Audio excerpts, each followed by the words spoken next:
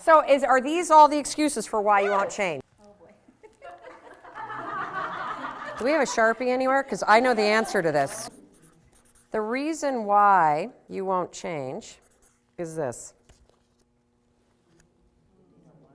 So what I know about all of us, I was super stuck. The one thing that really marks that time was a ton of self-loathing and feeling worthless and shame and kind of all those really dark emotions. If you are somebody, which you are, that is smart, that is able to identify the things that you need to do, and you consistently don't do them, then there is an underlying story that you have about yourself that keeps playing out.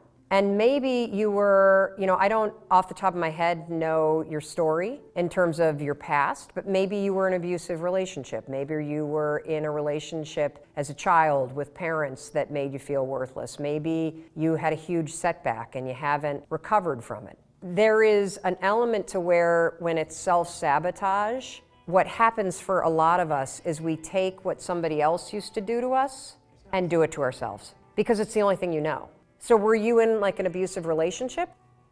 For real? Was it physical abuse, sexual abuse? That can actually be worse. The issue for you is those tapes. And the issue for you is that the thinking that you're worthless and that you're stupid and that you're not good enough and that you can't do anything right, that it got so ingrained by some. As screwed up as it sounds, if that's all that you've ever heard, it becomes the thing that you repeat. Can you tell me in your own words, what is the word that you use? Do you know, is it worthless? Is it don't deserve it? What did he used to say to you that really hurt? Dummy?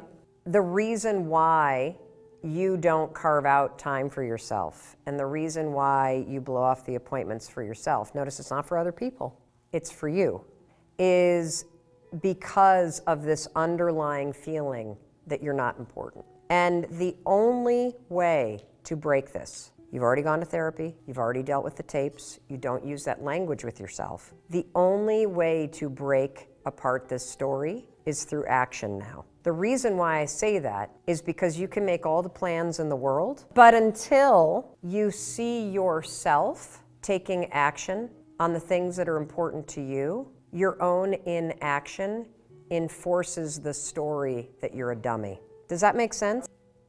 So it sounds like through intensive therapy, you got rid of the tape, but you didn't get rid of the behavior. What happens when somebody is beaten down and psychologically battered is you become paralyzed, you doubt everything, you feel like you're spinning in circles, you feel like you can't rely on yourself. That is a classic manifestation of emotional abuse because you lose your power. And so you start spinning. And for you, you've stopped doing that in your head, and now you're just frustrated as hell because you can't see yourself moving forward. You're physically doing it in your life. So here's what I would like you to do. Let's pick one area where you feel stuck and where you know what you need to do. And what does that mean?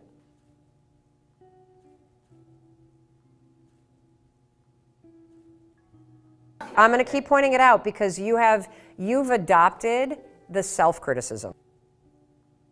This is what I want you to do. I want you to run just for 1 week. That's it. I just want you every day for 1 week to push yourself, no matter how you're feeling, no matter how stupid you think it is, no matter how you now start feeling resigned that it's not going to work.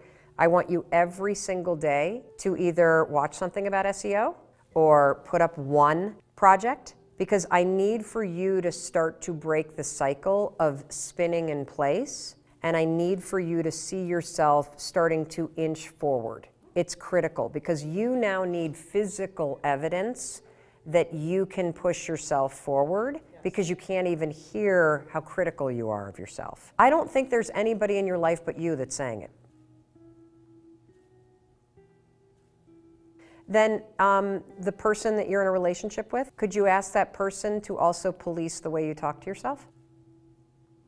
And what that means is when he points it out, you can't kill him. The reason why I'm telling you to ask somebody else to coach you when it comes to how you talk to yourself or how you talk to others is because you can't hear it. I can't hear my tone. So I have this edge that I get that is really good in business, but when I bring it into the kitchen and I talk to the kids that way, or I talk to Chris that way, it is really demoralizing.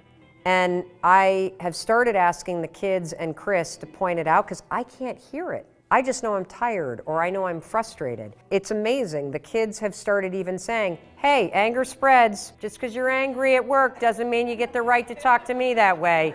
So it makes me angry when they point that out. But then I go, oh, there it is. I didn't even realize. I'm sorry. And I've gotten better about now immediately not getting angry that somebody's telling me that when I've asked them to, but actually taking the feedback and saying, thank you. I don't want to talk to you that way. And you're right. Just because I'm frustrated with a phone call I just had doesn't mean I get to take it out on you. You got this. And look, if you've done that much therapy, you have all the tools. And the thing about the advice to you is that we try to self-improve in isolation. It is so much easier when other people are helping you. So much easier. Whether it's exercise, whether it's your tone of voice, whether it's staying motivated, really big distinction for me, not to change alone.